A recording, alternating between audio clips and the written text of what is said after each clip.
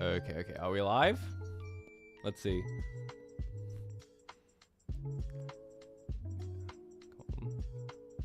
Come on. Okay, are we live? Hey?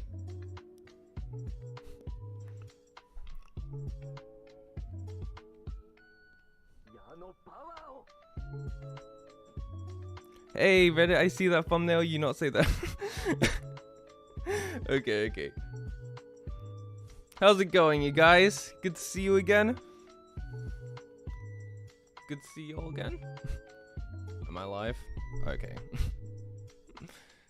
Your brother arrived on time, right, chat? No, I did not arrive on time. Anyways, good to see you guys again.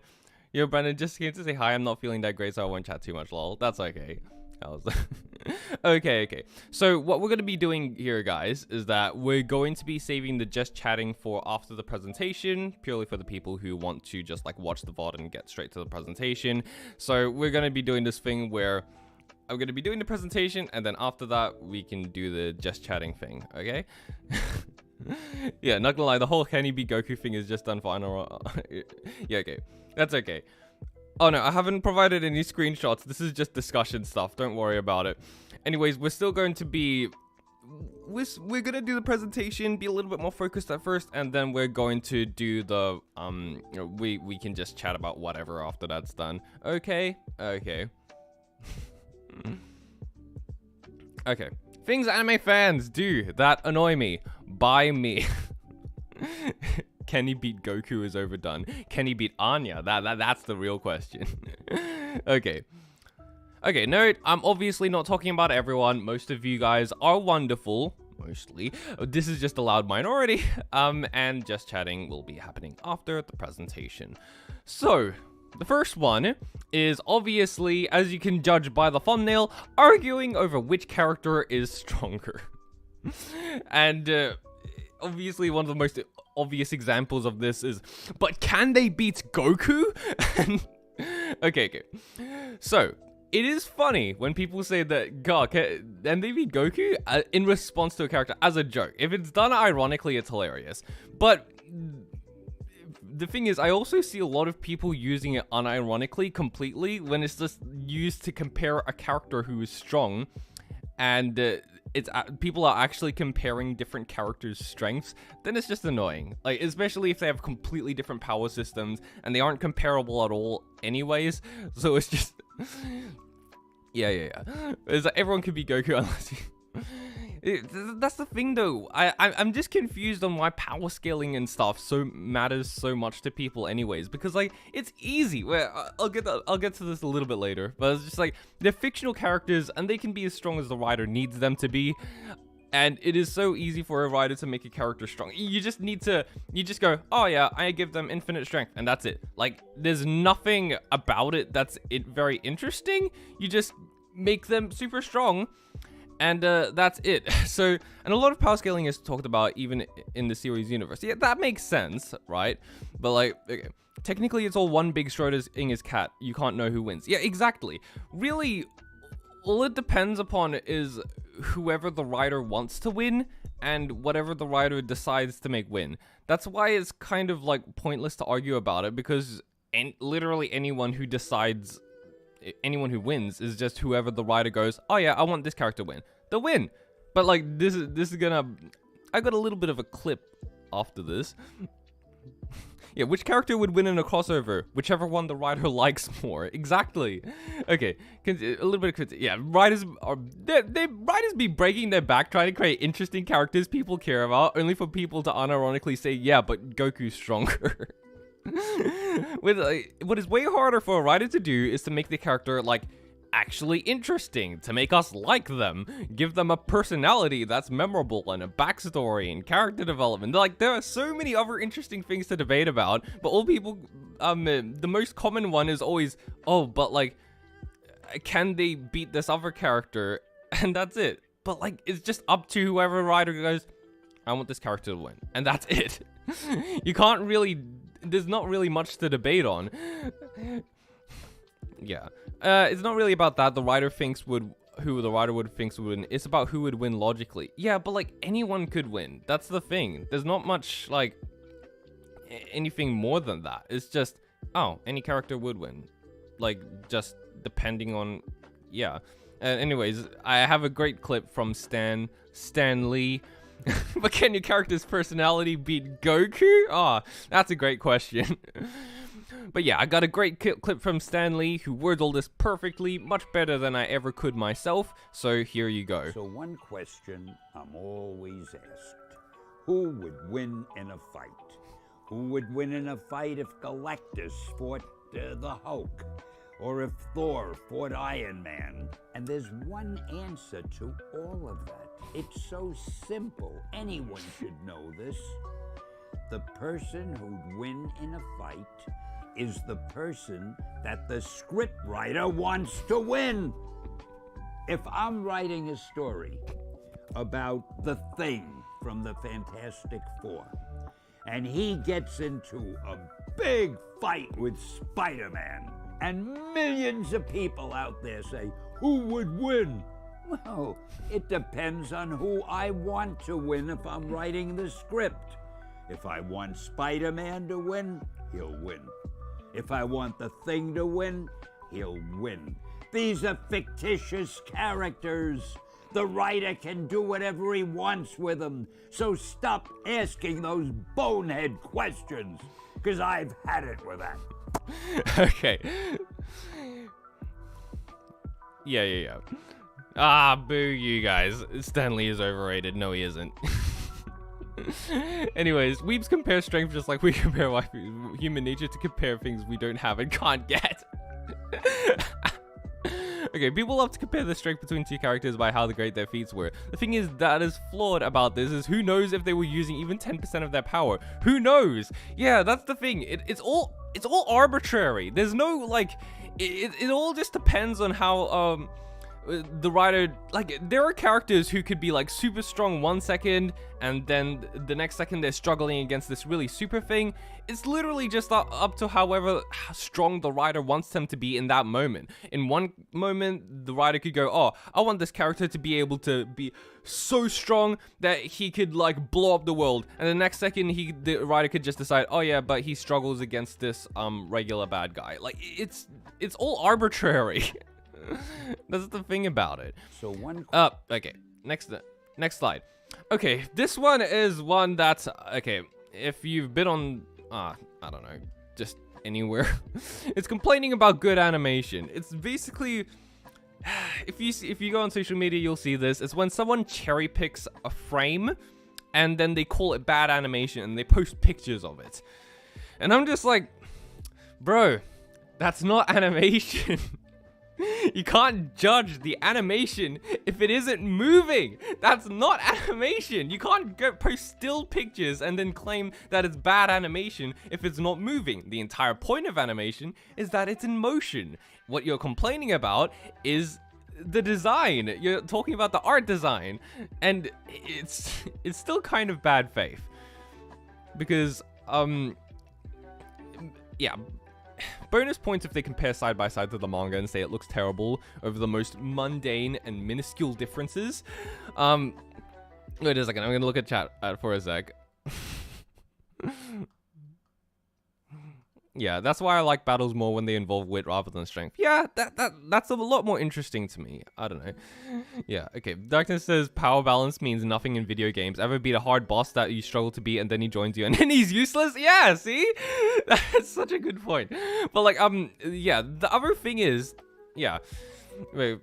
Yeah, people really don't get the difference between visuals and actual animation. Yeah, exactly. I swear, fans don't even know the difference between good, mediocre, and bad animation. It's true. Like, people will be getting the most, like, really nice looking animation, and then they cherry pick the worst looking smear frame out of it.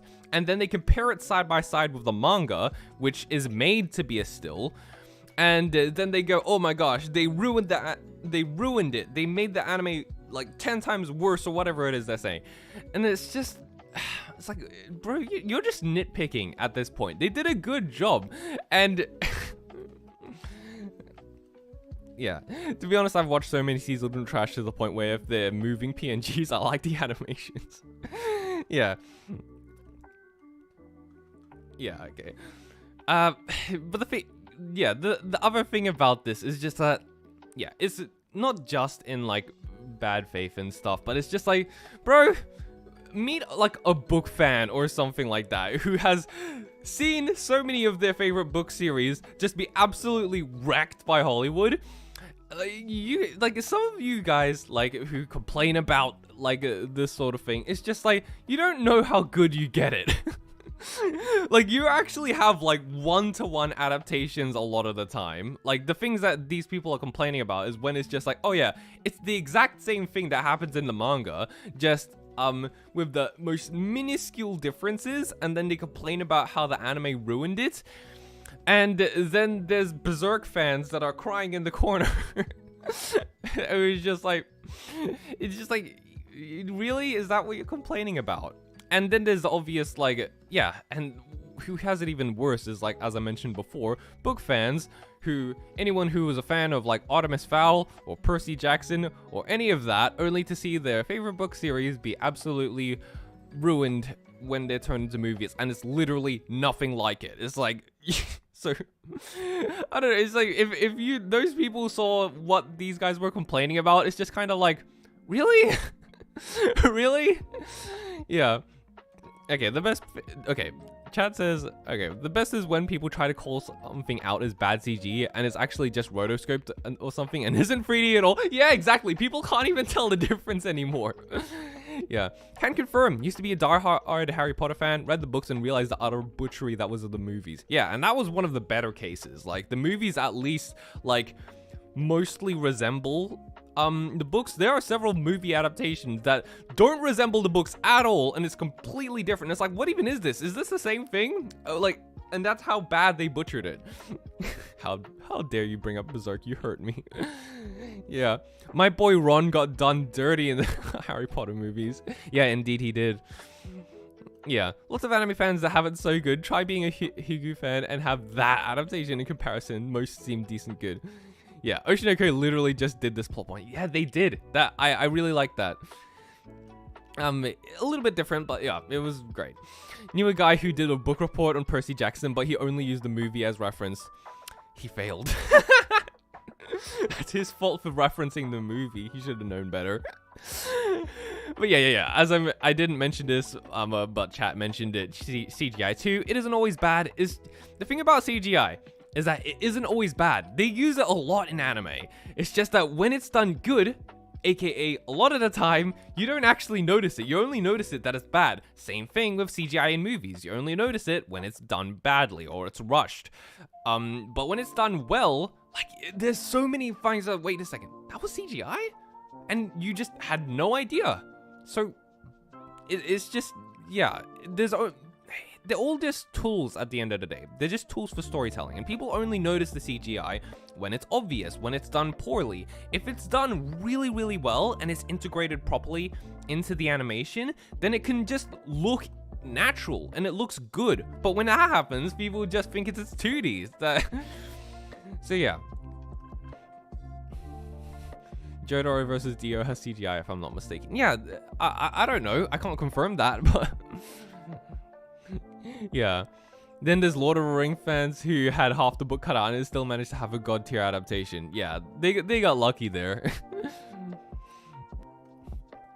Yeah, say what you want about the story of Trigun Stampede. The quality of the visuals are amazing. Yeah, I mean, have you guys seen Beastars? That looks great. Like, the CGI animation looks good.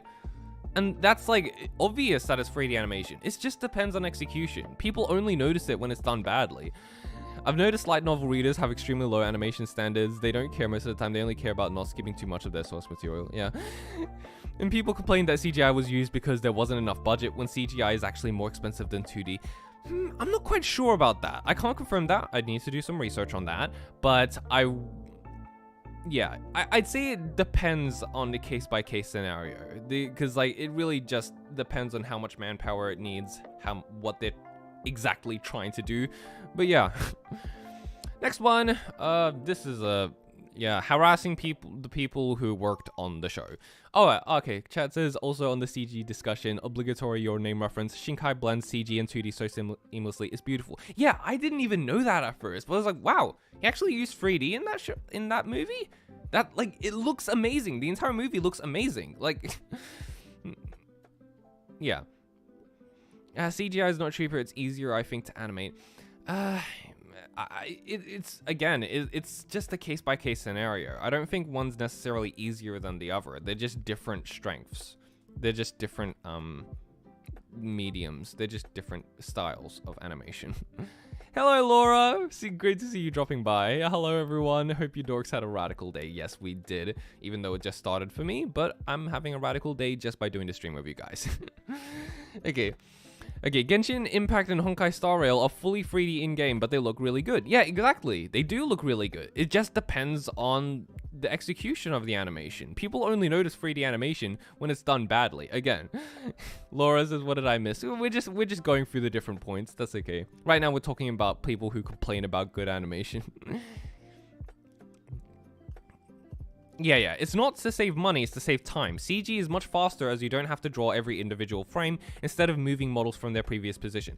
That is correct. It depends, like, there are situations where it's just like, it's just more economical to animate this thing in 3D rather than 2D, like Mecha, for example. It's just like, it's really, really huge thing with a lot of detail, and it's just gonna be a huge pain to animate it all in 2D. And it's not really as worth it, which is why a lot of mechas nowadays would have switched to 3D, because it's just more economical and it makes more sense for what they're trying to do. So it really just depends on being smart about what it is that you're animating. There are situations where one is harder than the other, there's situations where one is easier than the other, and then there are situations where they'd just be about the same, but it's really just about being smart with your directorial choices. So, yeah. Oh boy, this is like when the Attack on Titan creator had to apologize to the fans about how the ending turned out. He was in tears. Oh lord, yep, indeed. So in regards to the next point, this one always sucks. It's harassing the people who worked on the show. Like, when people go, I don't like how this thing turned out in the show, so I'm gonna harass the people who made it. Prime example, Attack on Titan Isayama. Isayama, who created Attack on Titan, he was harassed by fans because they didn't like the ending. And I'm just sitting there like, bro, he created the story in the first place. What gives you the right to like harass these people who made it in the first place? It's like, it's just so backwards. I don't get why people do it. It's like, you can still be upset that the ending wasn't the way you hoped it was, but like going out of your way to harass the creators just doesn't make any sense. Like, he made the story in the first place. Just be grateful for that, man. Yeah. Ah, yes. If I harass the people who worked on it, they will motivate them to make it better. Yes, indeed. Yeah, also greetings, Brandon. For some reason, I didn't give you a greeting at all upon joining the stream. That's all right. Okay, Darkness says, if people didn't want to be harassed, then they shouldn't voice terrible characters they brought on themselves. It's like, yeah, exactly. It's like, why didn't they just choose not to, like... God. Wait, people do this? Yes, they do. Indeed, they do. You go on Twitter for like 2 seconds and you'll see people doing it, but whatever. The most ironic one is when they harass voice actors who play evil characters because they make the performance so convincing that stupid people can't tell fiction from reality. Yeah, exactly. This is like my next point. But yeah, I'm just reading chat right now. Attack on Titan Season 4's director was also wearing eye bags when online fans were harassing Studio Mappa. It was horrible, indeed. Like, it was just like, these people work their asses off, and people are complaining that it isn't perfect. And I'm just like, just be grateful for the fact that they were able to get this done in the first place. Because like because a lot of times, like, these people are working really hard and not always under the most ideal conditions, and they have really strict time constraints and stuff. So I don't really blame them on that. Like, it's just have some form of sympathy, you know? It's actually not an anime exclusive thing either, but yes, people do this. Exactly. I mentioned that later on. Yeah, Darkness has always been a mod. Well, I made him a mod fairly recently. Yeah, Twitter's like an endless war of harassing each other. That's what Twitter's all about. People just use it to harass people. And yeah, I love villains that met the English voice actor for Gabby, and she was selling stickers that said, screw Gabby, to pour her off it off of haters who couldn't separate the characters from her. That is genius. I love her for that. Okay, I don't get why you'd harass a creator for not liking a show they made. If you dislike a show, just don't watch it. Oh, well, sometimes there's situations where it's like, you know, it was good at first, but then they ruined the ending or something. But even then, it's just like, it's not something that warrants harassing them. Ever. yeah. So it's like, I'm still confused on how people think the actor is the actual character and get mad at them for something the character did. And like, this isn't something that just happens in anime. This happens especially with movies as well, or in TV shows, live action, whatever. And I'm just sitting there like, how is it a widespread issue? Like, I understand if there were only, like, a few people who were doing it. Like, a very small amount of people who were just like, yeah, stupid people are always going to exist. But how are there this many people who are doing it? Like, it just makes no sense to me. How are there this many people who are unable to separate fiction from reality? Obviously, if the actor is acting as the bad guy, they're going to try and do a good job at it. So, like, do you not think that did you think that the actor somehow consciously made the decisions that the character did? Is that is the actor's fault that this evil character killed all these people? Like, it just doesn't make sense to me. Like, why would you go after the real life people who did a good acting job? It doesn't make sense. Yeah. OMG, voice actor voices a murderer. Viewers, OMG, he killed someone. This guy's disgusting, and he was even enjoying it. OMG, you turned to cancel on Twitter. He needs to go to jail. God, it is insane. Like, why did you kill this character? I see people commenting. It's like, dude, like, they didn't. They're an actor. Like, that especially with the, like, discourse surrounding The Last of Us with a certain character in The Last of Us 2. It is like, it's just brain dead. It's like, how did that? Yeah, there are characters who are made to be hated. Yeah, hate the characters as much as you want, but why would you hate the actors? They're completely different people. Yeah, okay. Sometimes it's fun to harass people like Brandon. That's a different scenario. Yeah. Yeah, okay. Just don't make any villains that way. They will get mistaken for a bad person in real life. Yeah, man. Yeah, that's like the time as having a wife and having a dream about of women and your wife gets mad.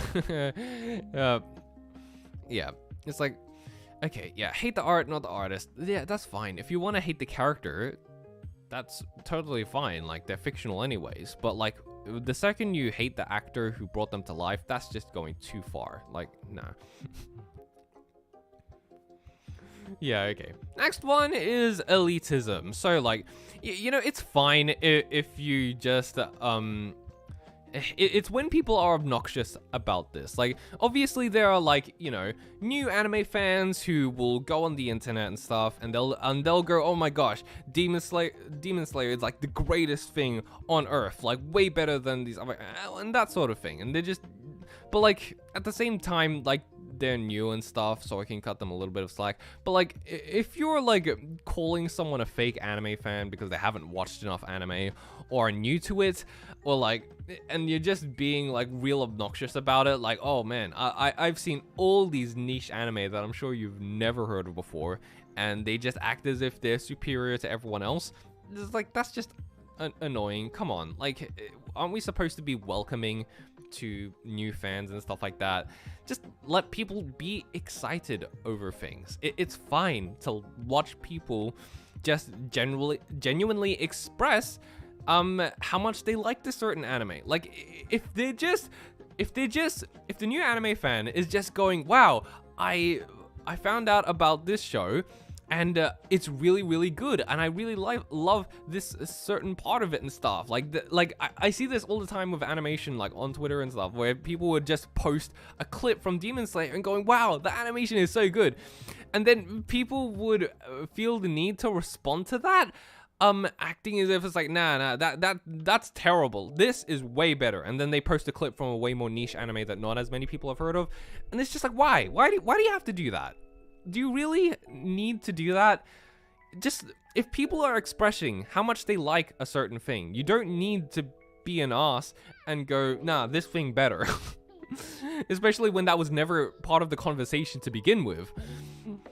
Yeah. You're not a true anime fan unless you're fluent in Japanese and can read at least 3,000 kanji. Yeah, if you ever feel like mocking someone, remember, we were all shonen fans at some point. Yeah, exactly. Shonen is what, like 99% of people who are introduced to anime is what most people started off with. So it's just like, yeah. Yeah. What do you mean you never see? What do you mean you've never seen all the 5 million anime that ever exist closely? I mean, follow every VA's Twitter account and keep up to date with every anime studio ever. Fake anime fan. Oh my gosh. Oh my gosh, I've seen all these super niche anime you probably never heard of because I've been watching and reading since the late 90s. No, that's fine. If you just like that and like it, if you want to flex a little, that's fine. But like, it's just when people get obnoxious about it. Like, man, you don't know anything. And it's like, and it's always the people who haven't actually watched so much anime. It's just that when they've started getting into it's when they've made that transition from shonen to more seinen stuff. And it's when they get there and they go, oh wow, I watched all these like super uncommon anime that you've never heard of before, like Steins Gate. I'm sure you've never seen that before. And it's just like, and I feel like once you go past that certain point and you've watched even more anime than that, then at some point you realize this elitism thing is just kind of childish, so I'm not going to do it anymore. But yeah. Yeah, exactly. It's like when people think their taste is superior to mine because they watch Attack on Titan in '86 compared to... Oh my god, I'm just... just kidding. I'm not going to read that. I'm sorry.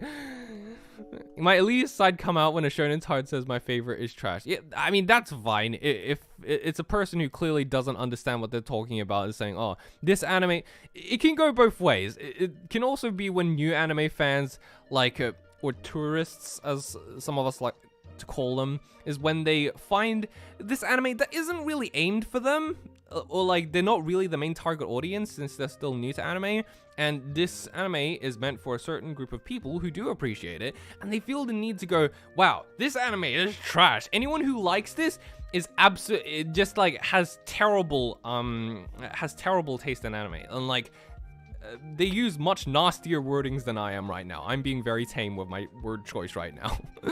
But like they'll just go, that's equally as annoying, and I see that happen all the time as well.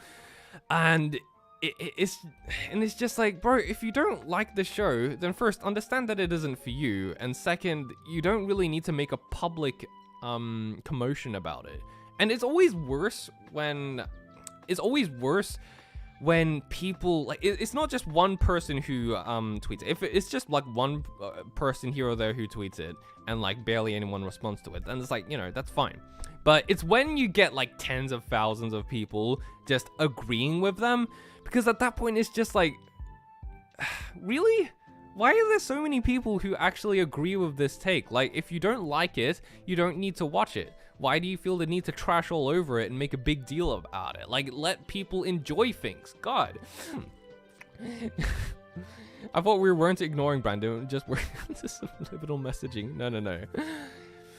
Okay, as long as someone isn't being elitism, I think it's a good thing to introduce someone to a show that they haven't seen and might like. Yeah, that's great. It's always just about the attitude behind it. It doesn't have to do with, like, it's always more about the attitude rather than like just going, oh yeah, I've watched more anime than them and stuff. If you're being like genuinely respectful about it, then that's good and that's fine. It's just that I feel like elitism can kind of go both ways, actually, now that I think about it. It's when, like, people who have watched more anime look down on people who are new to the genre, to the medium. And when people who are new to that medium look at the, you know, weirder options, and then they act as if it's, like, the worst thing ever, and say that anyone who likes it is trash because they don't understand it. So yeah, I get it can go both ways. Anime fans becoming very surprised when they find out an anime with edgy tags has edgy in them. Yeah, exactly. It's always that, actually. Like, not always that. I mean, but like, it's like, it happens very commonly with that. They watch an anime that was specifically designed to be an edgy, and then they complain about it having ecchi elements. Like, bro, if you don't like ecchi, maybe don't watch an ecchi anime. Just saying. Okay. Is it elitist to correct someone if they're wrong about an anime being from a certain demographic? Someone said Skip and Loafer was a shoujo, and while they were wrong, a lot of people were just mean. Oh yeah, that's not really elitist to just correct them on it.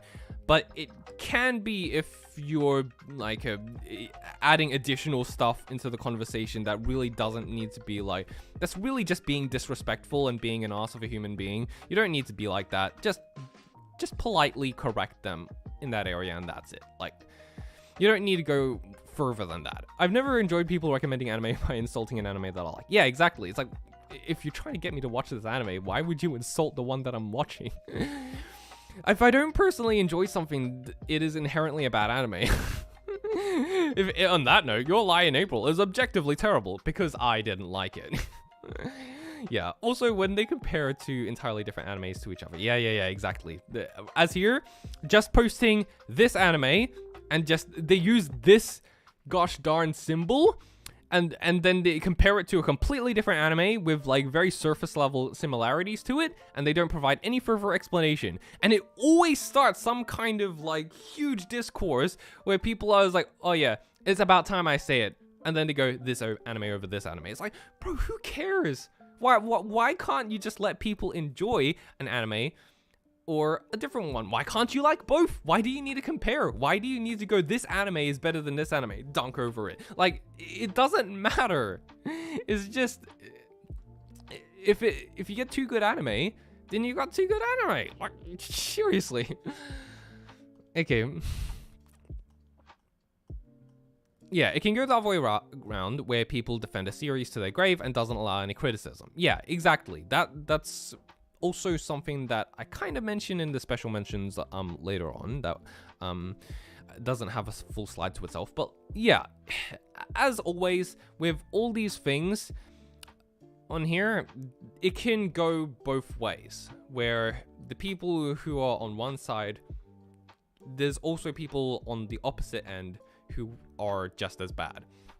And that can also apply to people who just like basically go after anyone who just makes the most reasonable criticisms of the show, and they might be completely correct, and then they go after them going, wow, basically like defending it with their life, acting as if like their life, the entire self-worth depends on this show being a perfect, flawless masterpiece. Like, even with some of my favorite shows, I can acknowledge that, oh yeah, this part is flawed, this part is flawed. Does that make me enjoy the anime any less? Not necessarily. I can still love it. It's still one of my favorites, but I can still acknowledge that it has flaws, because not everything's not perfect. Everything has flaws. So if people didn't personally enjoy it, and they're just like, you know, being respectful about why they didn't enjoy a certain aspect of it, then just live and let live.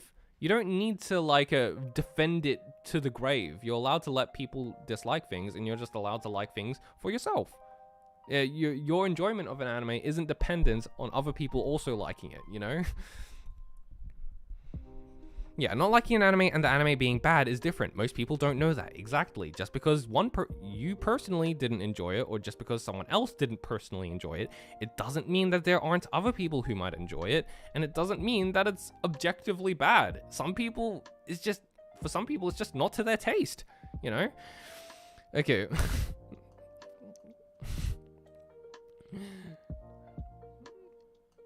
Yeah. Can the pianist from Your Lie in April beat Goku though? I don't know. That's a good question there for sure. Okay. Yeah, a lot of my favorite anime are very flawed, medley notation says. Glass Mask would probably not age well with newcomers. Yeah, exactly. Flaws are part of the identity of franchise. Would Steins Gate still be Steins Gate without the first core being slow and uneventful? I mean, yeah. And I'd even complain that, like, I feel like I wish that the end of Steins Gate could have been stretched out from one episode to like maybe 2 or 3 episodes to make it feel a little bit bigger, because I feel like it got resolved a little bit quickly. It could have been like, it could have had a bit they could have spent a bit more time doing that, but like, and I felt like that part was a little bit rushed, even though everything that happened needed to happen. I just wish that it could have been a little bit less straightforward. But at the same time, does it stop it from being one of my favorite anime of all time? No, not at all. and I have things to complain about with basically all of my favorite anime, but like, does that mean that I stop enjoying it? No.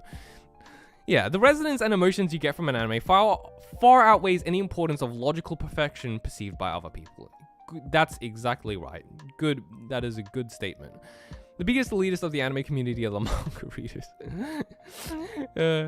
Yeah, but if I'm not loud about insulting and arguing about how am I supposed to defend my preferred Japanese cartoons? Yeah, how am I supposed to? Hell nah, no one beating Goku. That's the only joke I got. That's fine. Can Goku beat Anya though? Oh yeah. Who can beat any of those characters? Yeah, personally, I just watch whatever piques my interest though. Don't really care much for, or else the only ones I know would be what everyone else has watched. Yeah. Also, an important thing people tend to forget, what one person may consider a flaw is the reason why another people likes the show in the first place. That's a very, very good point as well. Some people is go, oh, I like this. It's like people complain about a certain flaw happening, but for other people, that may be the exact reason that they're watching it. Go, no, I really like this aspect. That's why I'm glad that it's there, and I want that to be like that. I really appreciated that being there. So different people will have different viewpoints on it. I could gush for hours about how much I love Your Name, but I'm not going to pretend the movie doesn't have some serious pacing issues. Things are allowed to be imperfect, damn it. Yeah, I mean, even like A Silent Voice, one of my favorite movies ever. I can acknowledge that, like, yeah, there are some actual pacing issues there as well. Like, I feel like there are some parts where it's just like, yeah, some parts might be dragged out a little bit, and there are other parts as where there's a lot of content from the manga as well, which I need to check out someday. But does that make it any less of a masterpiece to me after it's all said and done? No, I still think it's a masterpiece, even though it does have those pacing issues. Like, everything has issues if you look for it. Also, people's opinions change over time. One anime they criticize for something can be something they praise in a different anime. Yeah, again, it always depends on execution, not so much the thing itself. Yeah, there's no such thing as a true 10 out of 10. There will always be flaws in my opinion. Yeah, exactly. That's why instead of reserving 10 out of 10s for like the completely perfect anime, I just reserve them for my personal favorite anime, where I watch this and go, I absolutely love this thing. And it's just one of my favorite things ever. That's when I give it a 10 out of 10. It has nothing to do with objectivity anymore at that point. It's only if it impacted me personally that I give it a 10 out of 10. People complain all the time about how Neon Genesis Evangelion is just a big soup of constant symbolism and heavy-handed subliminal messaging. It's 100% a valid criticism, and exactly why I love Neon Genesis Evangelion so much. Exactly. I mean, I highly doubt that people would have talked so much about Evangelion if it wasn't for those aspects. Like, that's part of the reason why it became such a bit widely discussed show, even today. Okay, a show can never be totally perfect. It may be perfect to the majority of viewers who are just watching it for the action and entertainment, and etc. But the little flaws are inevitable, obviously. Yeah, it's impossible to write a perfect story. That's just human nature. And if you did write the perfect story, it'd be boring. Like, you can't, that's the thing about it. There's no real, like, standards as to what makes a story good or not. They're just guidelines. There are no things where you can check off a list to get a perfect story, because you could do one thing and that would be a flaw to one people and a good thing for other people. Sorry, I forgot the word there. Yeah, or we notice things on a closer inspection or rewatch. I just watched Konosuba again and totally forgot the totally cheeseball CGI in it. Yeah, I mean, Konosuba kind of gets a pass for me because the animation was never supposed to be, like, amazing. It was just supposed to be, like, you know, it's just supposed to be enjoyable and it's supposed to be fun. But, yeah. Yeah, when an anime impacts me and makes me glued to the screen, then that's a 10 out of, then that's a 10 most of the time. Yeah, exactly. It's about personal enjoyment at the end of the day. Brandon rates anime a 10 out of 10, meanwhile I'll get them tattooed. I'm thinking Brandon picked a more efficient method of rating. There are no fake anime fans, there are only anime fans. Exactly. They can simply like a single anime and they're already fans unless they say otherwise. Exactly. There's no point in gatekeeping. there wouldn't be creativity in a perfect story because it would be tied to an already defined concept, right? Yeah, exactly. I'd rather take a story that takes those kind of risks, you know?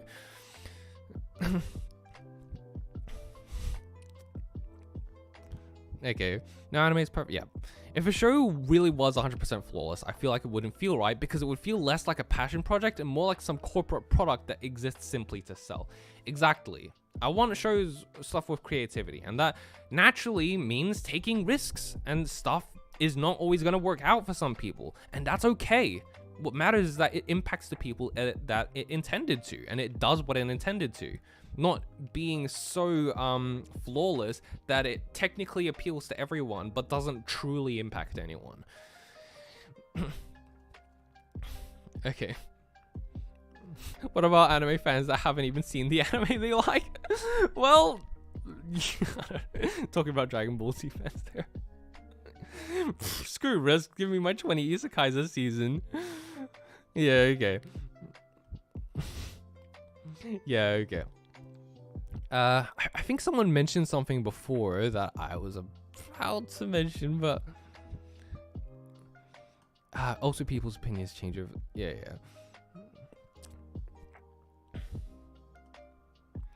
Yeah. Okay. Moving on to the next point. But Chads, they love Dragon Ball Z, but they haven't even watched it. I still find that so funny. It's like, don't mess with Dragon Ball fans. We haven't watched the show. Yeah. Okay, next one. I think I had something I was gonna mention before, but now I forgot. Someone mentioned in chat something very interesting that I feel like I could have elaborated a little bit further on.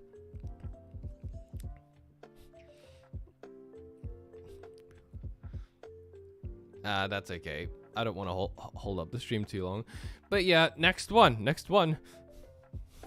Yeah, okay. Flawless, flawless is safe, and safe is easy to make money and profit off of. It makes a lot of people happy, but you'll rarely get the "this is the best thing ever" feeling you can get from risky shows. Yeah, exactly. You got to take risks in order to like personally impact some people. Like, we can't have the two characters couple up. That would be the end of the series. Oh god, I'm not getting into that there. Now, as for anime versus manga / light novels, there's a topic that we should all discuss. Like how 70% of the time the anime is so underwhelming compared to the original material. Cough, Blue Lock, and Demon Slayer. Really?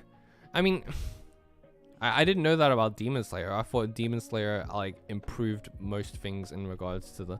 But yeah.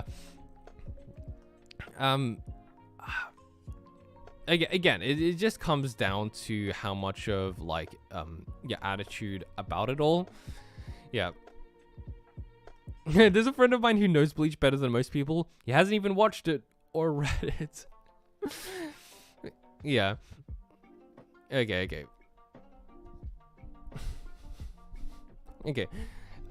My personal opinion, there are absolute ton of Fox JoJo fans out there that haven't ever seen it. They just like the meme worthiness and drippy fashion. I feel like with JoJo's it kind of makes sense because that's just what the community's like. But yeah. Okay, next one. This one personally annoys me very much as a YouTuber. It's publicly judging a video based only on the title and thumbnail.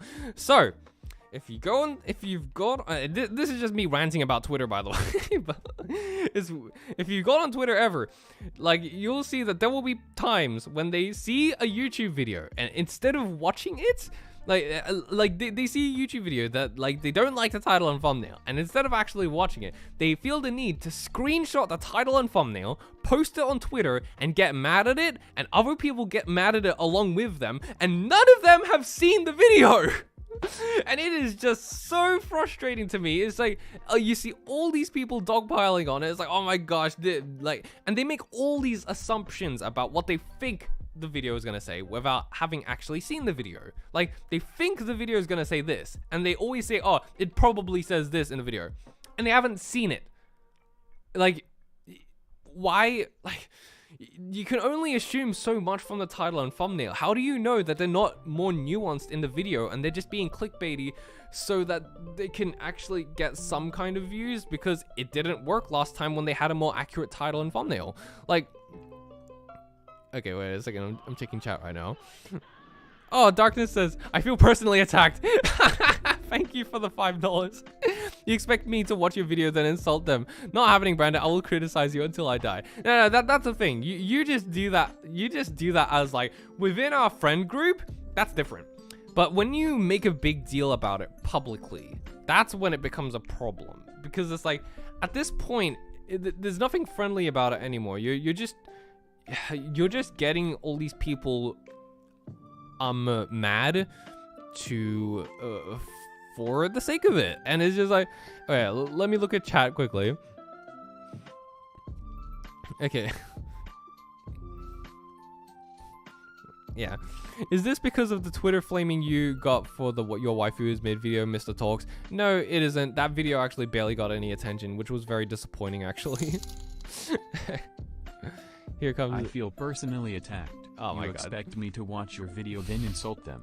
Not happening, Brandon. I will criticize you until I die. Oh my God.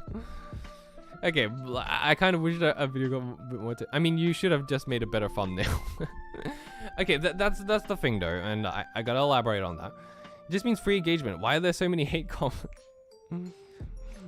Yeah, I'm pretty sure your recent videos from there may have unleashed a hidden rage in some people. Now that's the thing. It barely, like, it still hasn't gotten that much attention, which was disappointing. I would have actually embraced it if that got like some attention on Twitter and stuff, since that was kind of what I was intending to do with that video, to be like with that kind of thing, since it's an April Fool's thing.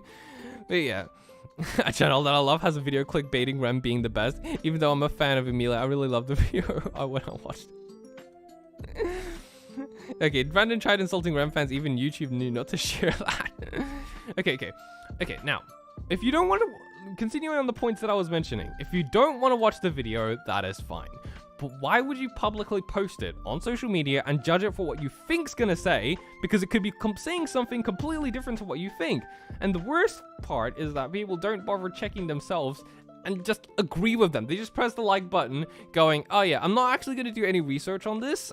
This is a thing that happens all the time on Twitter, by the way. They just go, oh yeah, I'm not actually going to read the article. I'm not actually going to do any research onto this. I'm just going to read the title and make all of my assumptions based on that. And that's what 99% of people do there. And it sucks because nuance is basically dead.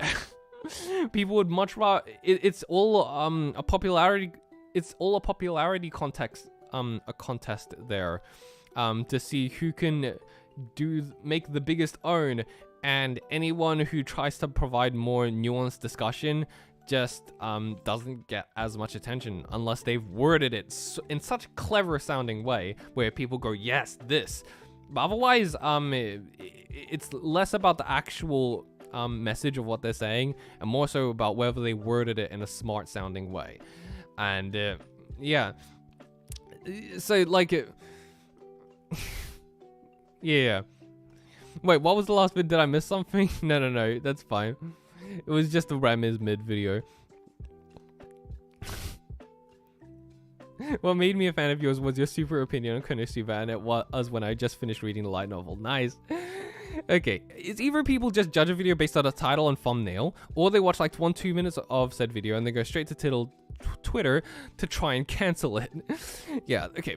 The strongest fundamental force of the universe isn't the strong nuclear force. It's the rage force from lonely weaves whose waifus get insulted. Yeah, I remember Ruby fans getting hating on a video that praised Ruby because of the thumbnail. Yeah, it's just like, it's so like, you don't know what the video is gonna say. Wait, I feel like this can fit into anime. People judging an anime and making assumptions about everything in it without even watching it. That's kind of true as well, but at the very least in those situations, you also get reviews from other people, like other people who did watch the anime saying this part isn't good. So at least there's some form of like a little bit more of an educated guess about it, whereas with like YouTube videos, like a lot of the time they just judge it purely based on the title and thumbnail and don't watch any of the video, and they're just making all these assumptions about what they think it's gonna say. Yeah, on the other side, people take one YouTuber's opinion and treat it like gospel. That's also kind of annoying, not gonna lie. Actually, that's very annoying because, like, even from the YouTuber standpoint, like, if people were to, like, treat my word as if it was gospel and, like, didn't think for themselves or, like, and they just agreed, and, like, there was this huge amount of people who just agreed with absolutely everything I said without putting any thought into it themselves, and they kind of just ruined the discourse surrounding it because, when there's always more room for nuanced discussion, people can always go, I disagreed with this part, but I think he makes a good point here, or something like that. Just, I want people to think for themselves, you know? I don't want people to, like, take a video that I made and go, well, this is the truth and there's nothing more to it than that. No, it's just my opinion, my personal opinion. I'm just making it to express my opinion, and if it somehow changes things so that that's what everyone thinks and nobody and anyone who disagrees with that is wrong somehow, then it's just like, no, I don't like that either as a content creator. Okay, Twitter's why I avoid social media in general, to be honest, based. It's called Easy Cloud, Brandon. Maybe you'd understand if you were just good. Yeah, okay. I'm not watching this anime because this YouTuber's video essay says that it's bad. I mean, I only not watch an anime because, like, it just doesn't seem interesting to me. If it seems interesting, then I'm still gonna watch it even if a lot of people say it's bad. Okay. I remember a Twitter post that said Ruby has the best design for a scythe or something. Right under the comments there was a dev scythe Hellgun model. That was funny. Okay. Brandon, come on, man. It's 2023. People aren't smart enough to understand nuance. What Ruby video? I'm curious. I'm not sure. But I do remember that a lot of people were at one point getting mad at H-Bomber Guy's video on Ruby or Ruby or whatever. I'm just going to call it Ruby. But he made a video called Ruby is Disappointing, and here's why. And it was very long and stuff. And I watched the video and I really liked it. He makes a lot of really good points. He really goes through the show and shows that he cares about it and generally points out the actual flaws with it and constantly states that he wishes this part could have been better because he genuinely seems to care about it. And that's good. Like, he's acknowledging the flaws with the series while still respecting the things that the writers did do. And like, he actually goes through stuff that happened in the background that explains why these things happened and that it makes sense why it happened, but still wishing that it could have been better. And Twitter doesn't care about that at all. They just screenshotted the title and thumbnail of the video, and then they said, this video has ruined people's perception of Ruby forever, and people need to stop listening to it. And I'm just like, you didn't watch the video, did you? If you did, you'd know that they did not in fact ruin the discourse surrounding Ruby, and that a lot of people were disliking it anyways because, you know, of the actual direction that the show went and because the writing got worse. But, you know, nuance is dead. Yeah, I'm the opposite. I treat your opinion as wrong. What the hell is nuance? All opinions have to be absolute, and everyone has to agree completely or they're wrong. Yeah, the sad thing is that when everyone hates on it, they don't really want to listen to the one person who actually watched the whole thing. Yeah, exactly. Everyone's already got their agenda. Everyone always has made up, like, wants to agree with the person who's already got a ton of likes. So they just ignore that one person who actually has watched it. So yeah.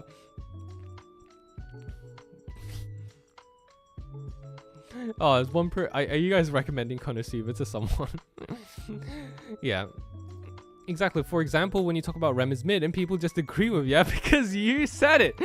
You see, now that's a meme though. That doesn't count. That's not a serious thing.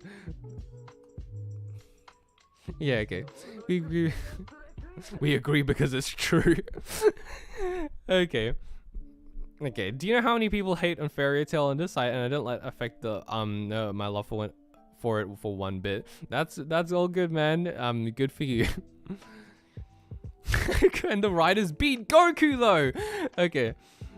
Okay, Ruby's part in world building becomes forgotten when the fillers and slice of life aspects come into view.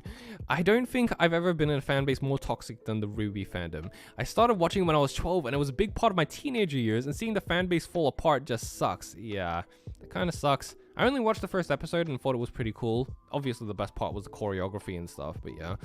Twitter's got a Twitter. Yeah, I'm watching the Megumin spin-off right now. Best girl front and center based. Okay. Laura is saying, objection to Sabretooth's statement. I knew Rem was subpar before knowing Brandon's very correct opinion. Based. Oh yeah, and speaking of Konosuba, Konosuba also got cancelled on Twitter. But not cancelled, but like a bunch of posts basically making fun. Like, if you enjoy this anime, then then basically people calling people brain dead for daring to like Konosuba, because how they're making, and they're just making fun of how, like, you know, the lewd jokes that are in there and stuff. And it's just like, bro, obviously it isn't for you, so just, like, don't watch it. Like, there are plenty of people who don't enjoy it. You don't need to go after the people who do enjoy it and saying that they're brain dead for liking it. And again, this wouldn't have been as big of a deal, except for the fact that you get thousands and thousands of people liking it, hundreds of thousands of people liking it. You see that, and it's just like, look at that and go, wow. I have lost faith in humanity to see this many people agreeing with such a terrible take, because it's just dumb. Like, people are allowed to enjoy things. They tried to call Konosuba transphobic. Yeah, exactly. It wasn't that. They posted the clip out of context. Oh yeah, that's another thing Twitter loves doing. Posting stuff out of context and judging it completely on that. Oh, thank you, Darkness. Brain dead cause Konosuba is awesome and Darkness is best girl and Twitter can suck it. Indeed, based comment there, Darkness. Thank you for the $5. The one thing we can agree upon. But yeah, Twitter is Twitter just loves doing that thing where they go, I'm going to post this clip completely out of context, and a lot of people are going to get mad at it, and I don't care, because it gets clout, and that's all that matters on social media, getting clout. How dare I like the funny anime show where blue-haired girl screams a lot.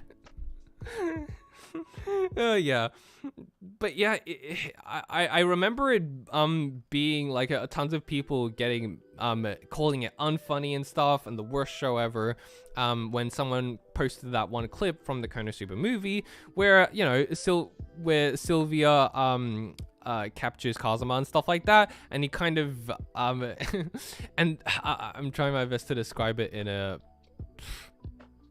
whatever, but yeah, anyone who's seen the movie will know what part I'm talking about. And they're missing that the joke here is that Kazuma kind of deserves it. He like goes through stuff, like he just like makes all these comments and is just being generally rude and perverted towards the girls and sexually harassing them, and then then like 2 seconds later the exact same thing happens to him, so he's kind of getting what he deserved. And like, and the best part, what makes it funny is that, like, when Sylvia captured him, he was spreading his arms and stuff, and he was just like, he was accepting all of it, and basically insulting the girls while he was doing that. And then when it revealed that Sylvia has male body parts as well, and then he screams, that's him getting what he deserved. He walked right into that. So that's why it's funny. It's not just people going, haha, funny because trans. No, it's not. That's not what the joke is. You're missing the point of the joke. Okay. Yeah. Okay. Yeah, I remember they tried to Twitter cancel Konosuba because of the comments Sylvia makes. It wasn't bad. Yeah, exactly. They just missed the point of the joke completely because, again, they didn't watch the movie. They're just watching a random clip out of context and thinking that it's bad based on that. And also because other people are saying it's bad, which means that it must be bad, obviously, because they've probably watched it. They haven't. They're just judging it based on that again. Okay. To receive more... Yeah. Oh man. Yeah, exactly. Actually, a guy not liking to be touched by it is transphobic. Twitter. Yeah, classic Twitter. It's like, oh yeah, how dare he, like, just not enjoy that. Like, you were trying to keep this stream PG. Yeah, exactly. Konosuba can be summed up in 3 words. Kazuma deserved it. Exactly. That's how you sum up Konosuba. So what if Konosuba is bad, that the exploding loving lolly is still best girl, followed by the useless goddess because of how hilarious she is? Yeah, there's also the fact that Sylvia isn't trans. She's a chimera. She's not even human, so she can't be a trans woman. She literally doesn't have human biology. Yeah, I mean, that's like, yeah, that's 100% true. But also, like, people will take it as it being representative of trans people because, yeah, but like, at the same time, that's not what the joke is all about anyways. So they're not making fun of trans people, guys. They're just, it's a completely different joke. But yeah, and the last point that I wanted to mention that I don't think I did is that YouTube stuff is hard in regards to titles and thumbnails, and everybody needs to clickbait to some extent in order to get views, especially if those people are like, say clipping from streams or something like that, and they need to upload a lot. It's hard to think of some kind of title that will both intrigue people's attention while still being 100% accurate completely. Like, we can't always present things with 100% accuracy while still being interesting enough for people to click on it. That's what the video's for. And obviously, it's bad if you're outright lying about what you're trying to say, because it's like, oh yeah, you're making a promise and you're not delivering on that. That's on you. You shouldn't be doing that. But if it's still like, basically making the same point as what you're trying to elaborate on in the video, except that like, there's more nuanced discussion in the video, and it's just that it's hard to sum up exactly what it is you're saying in one quick title and thumbnail that will interest people. Because at the same, you gotta, at the end of the day, what really gets views isn't accuracy to completely be accurate to what you're talking about, but to capture people's attention. And sometimes you need to stretch the truth a little bit. That's just what it means to be a YouTuber. That's something that everyone has to do. And I feel like everyone who goes on Twitter and said, well, just make the title and thumbnail different, is kind of missing the point. Because it's very possible that they did have a different title and thumbnail, and the video flopped because of it, because nobody watched it. So I don't blame the YouTubers at all unless they're outright lying. If they're just exaggerating things a little bit, then really they like just like I don't judge them at all for that.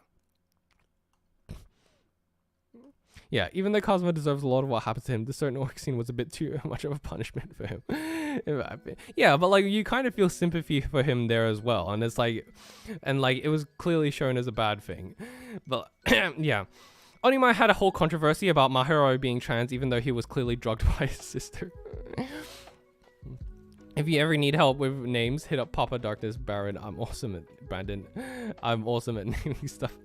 Brandon, you gotta make a Mr. Beast stuff thumbnail. Yeah, that's another thing. A lot of people rag on Mr. Beast thumbnails, and I'm just sitting there like, guys, the entire, like, he knows what he's doing in regards to thumbnails. You might not like how it looks from a design perspective. You might think that it looks uncanny, but like that's literally what gets him the views that he needs to. Obviously, it's what works. And people say, oh yeah, but he's Mr. Beast, so of course he's gonna get views. No, the reason he got views is because of those thumbnails, and then he got big, not the other way around. It doesn't work like that.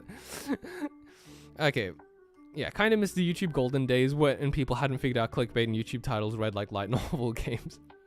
Yeah, I mean, there's still plenty of that. It's just that sometimes like, it's just hard. It's really hard to come up with good titles and thumbnails. Sometimes I've got to change my titles and thumbnails, and I gotta think for it for a really long time. And if I published way more videos, then like I sometimes I just wouldn't be able to keep things 100% accurate to what I'm talking about. Sometimes I still get people misinterpreting what I'm saying based purely on the title and thumbnail, even when I'd say my title and thumbnail is fairly accurate. Like I get a bunch of people who see the title and thumbnail and go directly to the comments without watching the video and get mad at me for something they think I'm gonna say without watching the video, and it's just ridiculous. So yeah. Okay. Okay. The thing that annoys me is people copying Mr. Beast thumbnails. Yeah, now that is annoying because they're not being original at all. Like it's just lazy. It's just being lazy. Okay. Okay, next one. On the topic of content creator stuff, I think this is my last point. It's, I've watched more anime than this big YouTuber, therefore I know more than them. And this happens more often than you'd expect. It's basically when people compare how much anime they've watched and compare it to like way bigger YouTubers. I'm not just talking about me. Like I'm talking about like, even I see this happening all the time with the guys at Trash Taste and stuff. And basically saying, oh, they don't know crap because I've watched more. And like, okay, first off, watching more anime doesn't necessarily mean you understand more. And two, watching anime and making content are two completely different tasks. And I don't think enough people understand that. Like, there are a lot of people who just go, yeah, well, I've watched more anime than this creator, so therefore they don't know shit, and I know more than them. And it's just, and it is very annoying to me, because it's like, yeah, just because you've seen more, it doesn't mean you understand more about how stories work. And yeah, as I was saying here, watching anime and making content are two completely different tasks. And generally, if you're a content creator, you're not gonna have as much time to actually watch anime because you're spending so much time making content. Like, how are you supposed to spend all this time, as much as some of these terminally online people do, watching anime if you're too busy making content on the anime? It sounds counterintuitive, but like, you've got to stop watching anime in order to make content on the anime that you have watched. And they can't spend as much time, yeah, as many people online watching anime because they're spending a lot of time making content. And also, yeah, you could watch, Laura says you could literally watch a literal ton of anime and still be as dumb as a brick and not understand anything besides the fight war battles. Exactly, that's a great point. Yeah, exactly. More elitist BS, people who act like this are just not deserving of your respect at all. Yeah. Don't know why you'd even want to compare yourself to Joey. He doesn't watch anime anyways. I mean, that's a joke, and that's fine. But like, it's basically, yeah. Yeah, they just use that as an excuse to justify hating on their opinions. Every opinion. Yeah, like, I feel like people on Twitter absolutely have a, like, hate going on for Trash Taste for, like, very silly reasons. Like, I understand not liking it or, like, going, oh, it's not for me. But, like, a lot of people genuinely seem to hate Trash Taste purely because of the fact that they have opinions that they don't agree with. And it's like, you know, okay, watching a lot of anime isn't something to be that proud of about anyway. Yeah, exactly. Hello, Brandon. Hello, Nakama Forever. But yeah, exactly. Like, if you've watched that much anime, then it's just like, there's a point where it's just like, maybe you shouldn't really be proud of that anymore, acting as if I was superior because I've watched more anime than them. Because it's like, at this point, it's like, how much time have you been spending watching anime, mate? At some point, you meet diminishing returns where you're not really getting as much knowledge and education from this, and you're just watching stuff and not learning anything at all. Man, imagine having a podcast called Trash Taste, having opinions that differ from your own. I mean, they literally made it knowing that people are going to disagree with some of their opinions. That's why they called it that. And the amount of times I've seen people go, oh yeah, Trash Taste, their name definitely fits, but like not in a jokey way, but like in an actual like serious way, is insane. But yeah. And another point that I want to bring up is that once you do it as a job, you view watching anime very differently, since like it's also work now, which ironically makes it harder to watch anime instead of easier. As soon as you see it as a job, you can't quite watch it in the same way as you would, like as most people would, as entertainment. And keep in mind also, okay, Medley says if we were to play devil's advocate here, people watch more anime, they will be more aware of the tropes used in anime, so they would technically know more than the person who hasn't watched much. That is under very specific situations. That makes you more knowledgeable about tropes, and I suppose more about what's going on with the entire medium. But that doesn't mean, but like there are so many more important things to understand, like actual storytelling and how it works. Like, again, simply watching more doesn't mean you're not more knowledgeable about it. It might make things easier for you to predict certain things, but actually breaking down the anime and understanding how it works from a plot and character point of view, that takes more than just watching anime, you know, and that's something that you need to learn from other places as well. Yeah, it's like, but knowing the tropes doesn't really mean anything. Yeah, exactly. Do you really know anything if you just know what the tropes are and that's it, and not understand why they exist?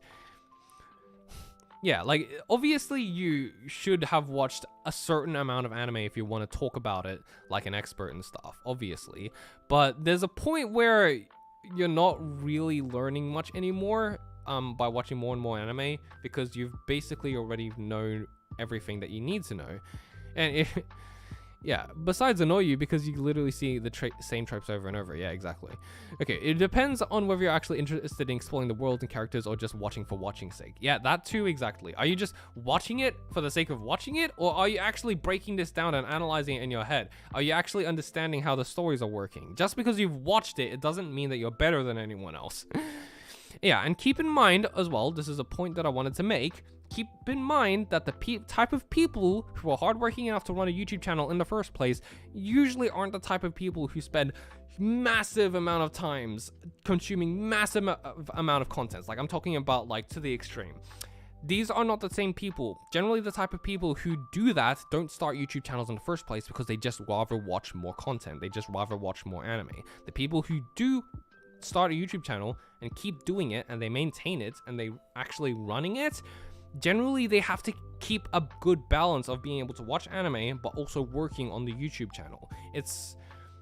They're not usually in most cases, you're not going to find the type of people who would be hardworking enough to start a YouTube channel in the first place. Usually they're not going to be the same type of people who just are a consumer, who just watch all these different shows. And so yeah. Yeah, I mean, I've watched a considerable amount of anime and I don't know shit. Yeah, thank you for that. But average Konosuba fan versus average Narnia enjoyer. Okay, I have nothing to say about the current conversation, so I'll just ask a question. Are women peak or overrated? I don't know. I'm not gonna answer that question. I think Brandon's a good example. I've watched a bunch more shows, but I really enjoy seeing Brandon break things down and analyze the story. Thank you for that, Laura. Yeah, I mean, there's different perspectives as well. Just because you watch, like, what about having watched movies or real life experience, or having read books, reading books on story structure, reading books on like and actually like studying how stories work. I feel like the person who actually goes out of their way to do their own research, not just in books but in general, to understand how stories work and break it down, and they take that kind of initiative, is going to know a lot more than a person who's just watched a ton of anime, even if they've watched less than them. So yeah. And when I hear people talking about anime I didn't interested in, what is so important is when I watched Naruto, I was so happy. Thanks to Brenda, I finally started watching Hinamatsuri. Oh, that's great. Great to see more people watching Hinamatsuri. Yeah, in short, experience doesn't intrinsically make your opinion more valuable. Yeah, experience on its own. Obviously, it's important to have experience, but like there are several other factors as well. You deserve a medal for that. I don't know who you're talking to, but if you're talking about me, thank you. If you're... Okay. Okay, some special mentions. This is the last, like, slide. Having zero media literacy. So it's basically when someone, just because something is in a story, it does not mean that the show is saying that it's good. Like, when people just see an anime has something in it and just goes, oh well, this show is promoting violence or hate speech, or like this show, like the amount of times I've seen people think that Attack on Titan is somehow promoting fascism, when it's literally doing the exact opposite. Oh, and Mushoku Tensei as well, exactly that. It's when people just think, oh, this thing that's controversial, that's bad, is in the anime, which means that the anime is promoting it. No, it is not. Just because it's in the anime, it doesn't mean that the anime is saying that it's good. Like, the things could be more nuanced than that. Again, nuance is a thing, you know? Okay. Can I bring up what's going on with Assassination Classroom? Isn't that something that was banned in like certain countries and stuff? Yeah. Yeah, didn't Twitter say that stuff about Berserk as well? Yeah, I mean, it happens all the time. Yeah, okay. Using buzz. Okay. On that third point, which is not being willing to accept that something you like has flaws and isn't for everyone, which is actually something we discussed a bit before. On that third point, whenever I recommend, okay, Mididu says, whenever I recommend people shows that I usually separate what I find entertaining and what I think is actually good, because I recognize some stuff I think fun is trash. Yeah, just like look at things like you don't need to attach your entire identity to one show. Like, you can accept that it has flaws, but we already talked about that before. So, the other thing is also using buzzwords to form opinions. It's when you hear certain criticism about a show and they're just using certain words that sound good, and they just go, well, I'm just gonna copy that and post that everywhere and use that as my reasoning for my opinion. Not actually understanding really what it means, really, and they're just using that, and they're just basically parroting other people's opinions. They heard other people's say it, and they just go, I'm just gonna parrot it then. I'm just going to say the exact same thing, and like it's when they do that like completely seriously and unironically. Obviously, like, if it's just a joke or something, then who cares? But like, you see it happen all the time with people using that as their real opinion as what decides whether on their opinion on this certain show. Yeah, Darkness says, I enjoy dumpster fires. I know they're bad, but I don't care. I'm here for the ride. Yeah, some things I find fun are trash. You're able to acknowledge that it's trash while still enjoying it. You can still admit that it has flaws. Oh yeah, people are accusing Assassination Classroom of promoting violence against teachers and classmates. Yeah, exactly. It's that media literacy thing. It's like, no, that just because it's in the thing doesn't mean it's saying that it's good. Like, it's always like, you gotta actually watch the show and use like a little bit of critical thinking. Like, come on.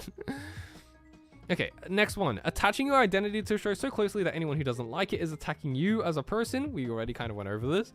Liking something by putting something else on. We already, you kind of talked about that before, thanks to chat as well. Oh, another one is with this one. This one's always fun.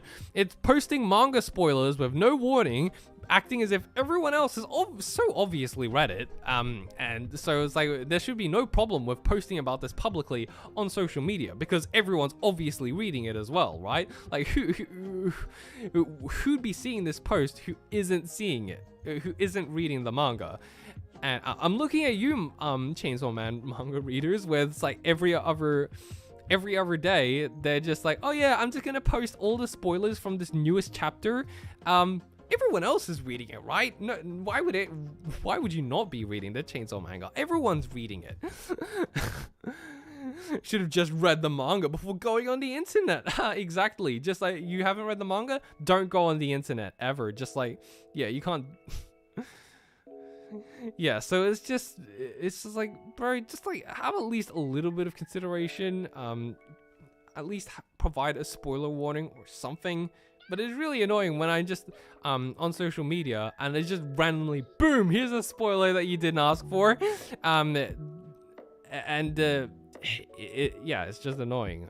It's like, and they just act as like, oh yeah, everyone's seen it. Okay, so next one is saying literally everything is overrated. This happens every single season with every popular anime that gets popular.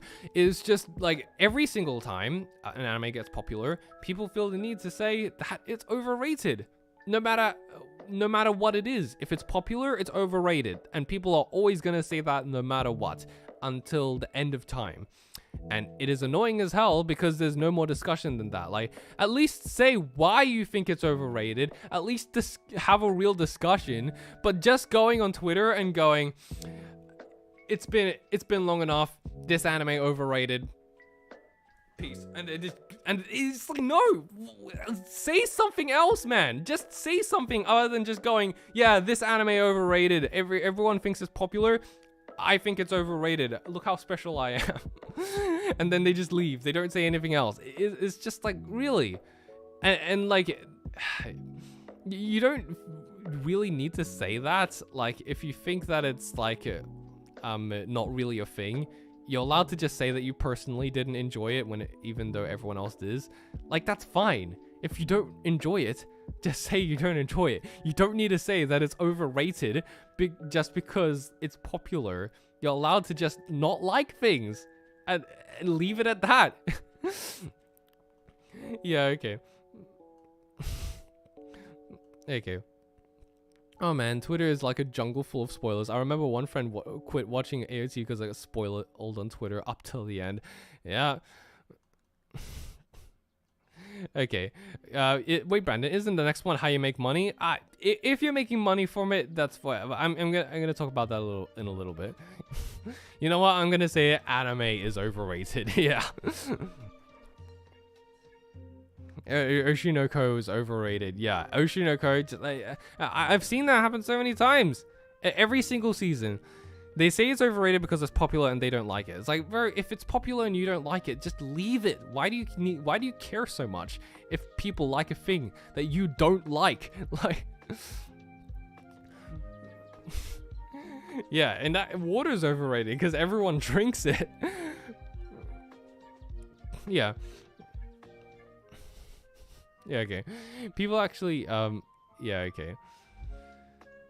Okay, and the last one is feeling the need to publicly trash on an anime because you didn't like it instead of just, you know, moving on with your life. I mean, if people, if you're doing that as, like, your job and stuff, then it's like, sure, like, I get it, man. You gotta make the grind, and if you want to make your entire personality being a hater, and you want to do that, and you want to make a living off of that, knock yourself out.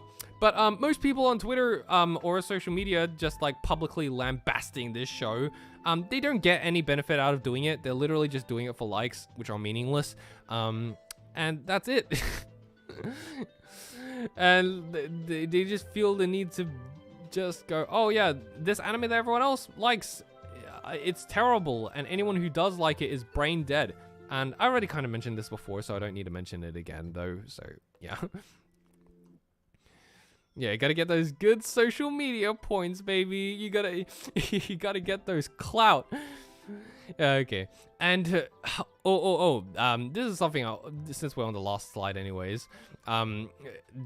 Something that I also wanted to mention is that like, I kind of almost got, I don't want to say cancelled, but I will say dogpiled on, the other day on Twitter, which like very almost happened.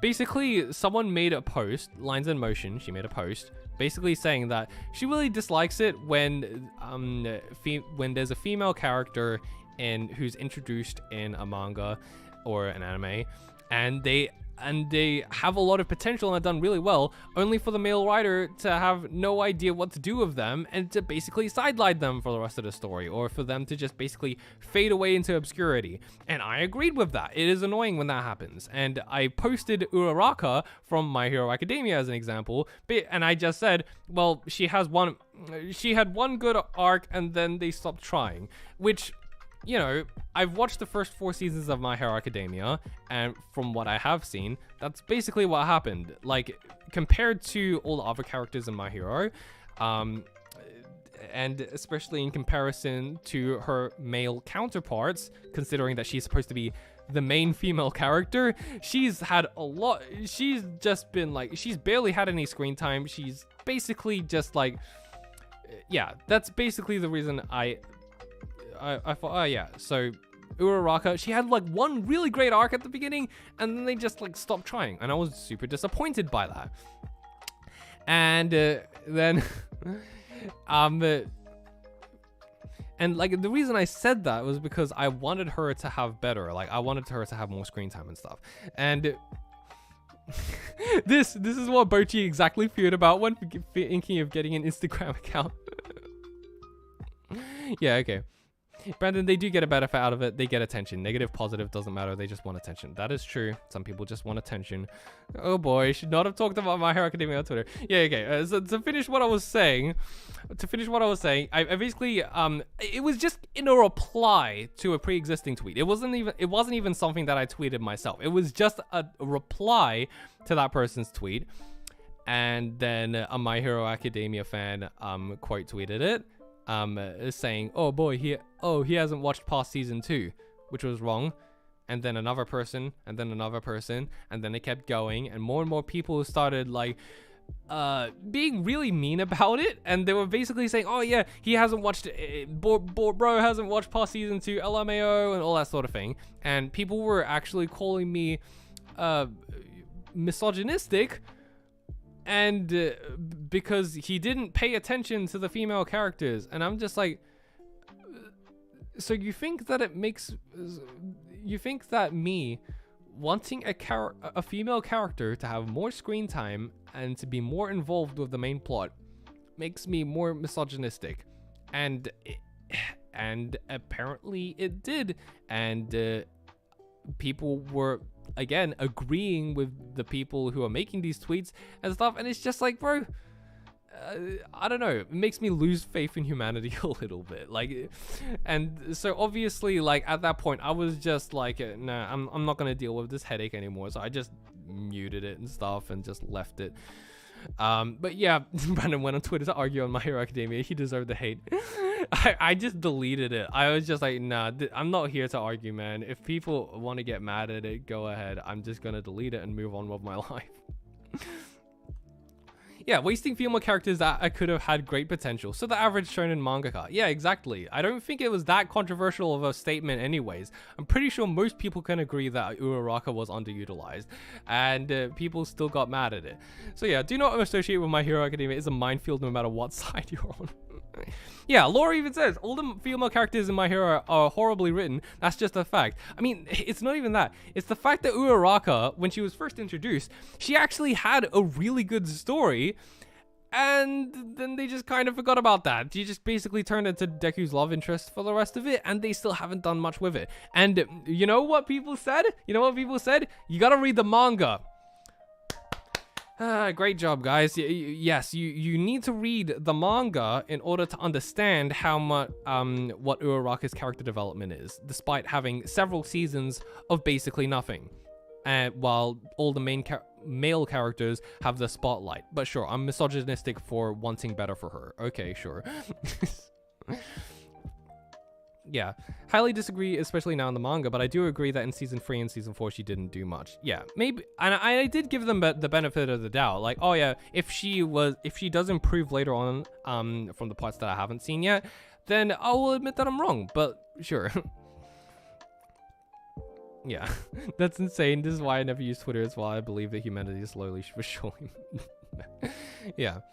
You so much as leave a dot under My Hero Academia and you're doomed. I mean, I just wish people could have like an actual reasonable discussion. If people wanted to point out that I was wrong, that's fine. But like, you could at the very least actually provide examples.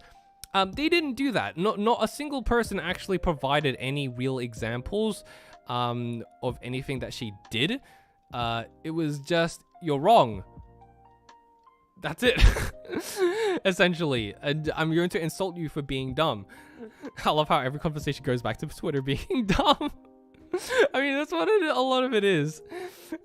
I did mention that this is probably just going to turn into a rant about Twitter, but as I'm mostly anime only, every time I've read the manga, it's been 4 times as good as the anime. Okay. Uraraka gets one more moment in the manga and is supporting the Deku again because she's nothing but a love interest. Okay. I just wish she had more involvement. I love those points where you're basically saying, guys, I want to be wrong, but you need real proof.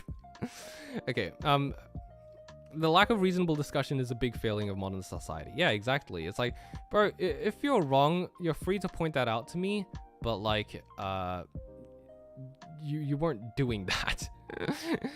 Like, you could have just said, oh no, she actually gets way more development here, and here's why. And I was like, great, I'd love to, I'm glad for that. But that's, you know, obviously you can't do that. And even when I was trying to have a reasonable discussion with them, and I wasn't even like really insulting them, that they still felt the need to continue insulting. So it's like, you know, some people just don't want to have a conversation.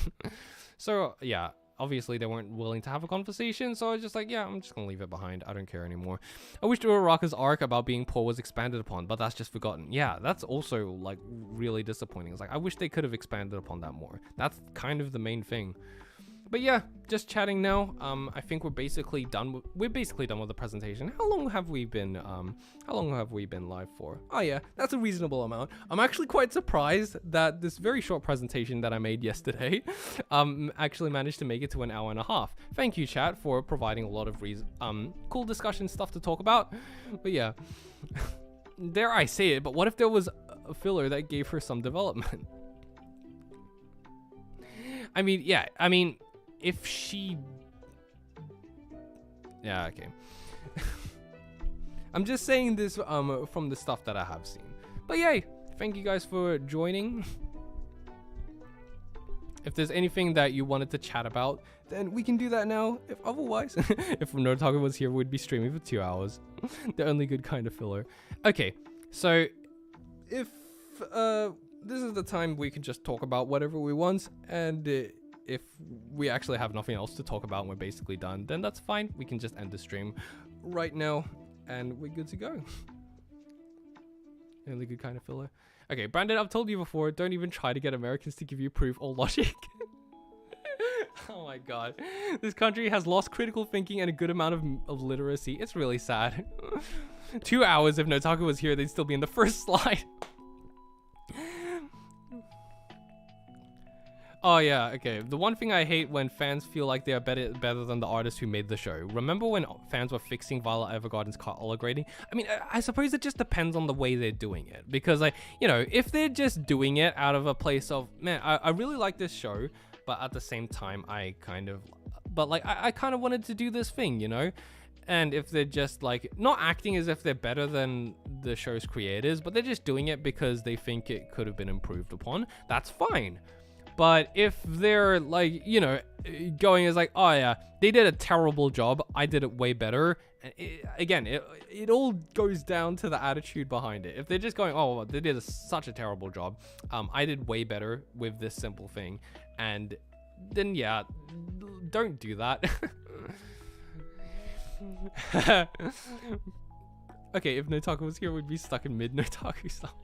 Okay, Brandon, what animes are you enjoying this season? Any faves? Oh, right now, I don't watch much seasonal anime, but right now I'm just watching Oshinoko. I still need to watch some more of the Megumin spin-off as well. That one's cool.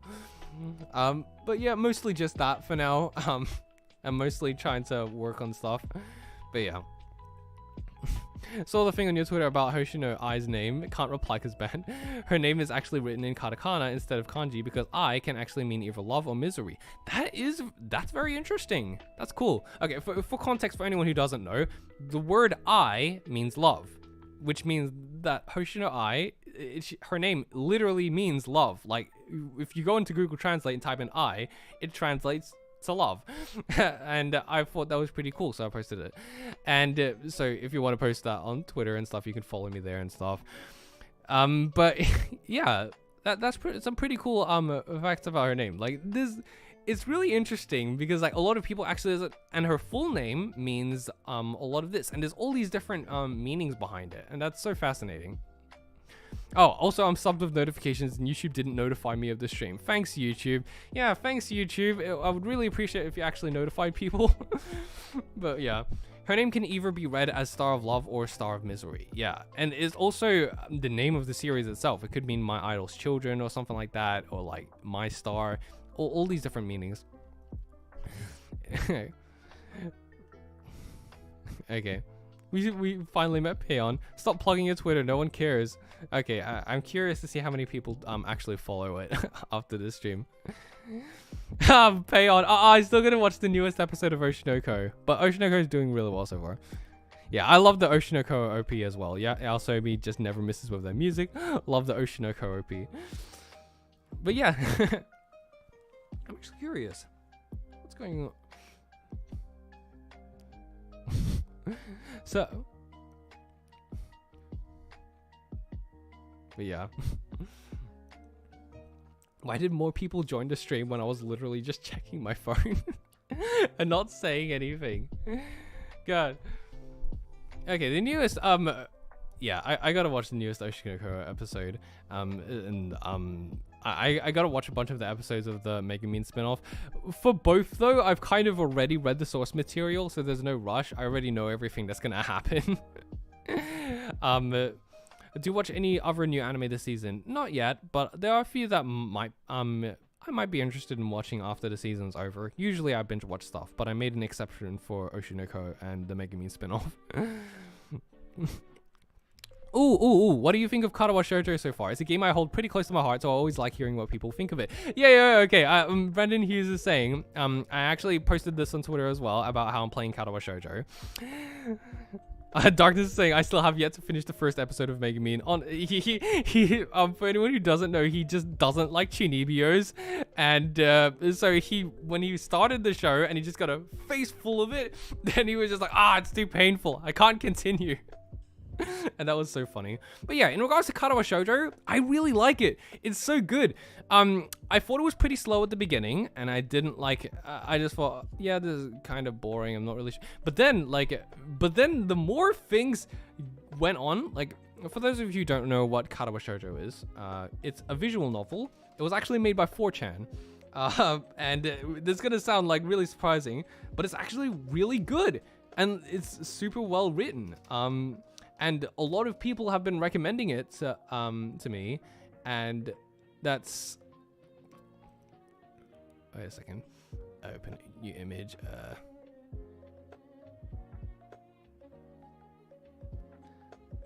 But yeah, basically, it's just really good. I'm really enjoying it. And yes, we're talking about Karawa now. Everyone asked Brandon what ending he got first. Okay, remember, Brandon, you got to dive into Fate Zero and UBW. Do you? I think I know what UBW stands for, but oh heck no, not 4chan. Yeah. Okay, Gigar actually made a video on this. And it sounds crazy, but like this is something that 4chan made, and it was actually good. Like people were like so surprised because like they actually made a visual novel and it was really good. And at first I didn't fully understand, but the more I actually started like playing it and stuff, the more I started to realize, yeah, this is good. Like it's basically about this guy who gets sent to this school for disabilities since he has a heart problem and stuff, and basically the story is about him.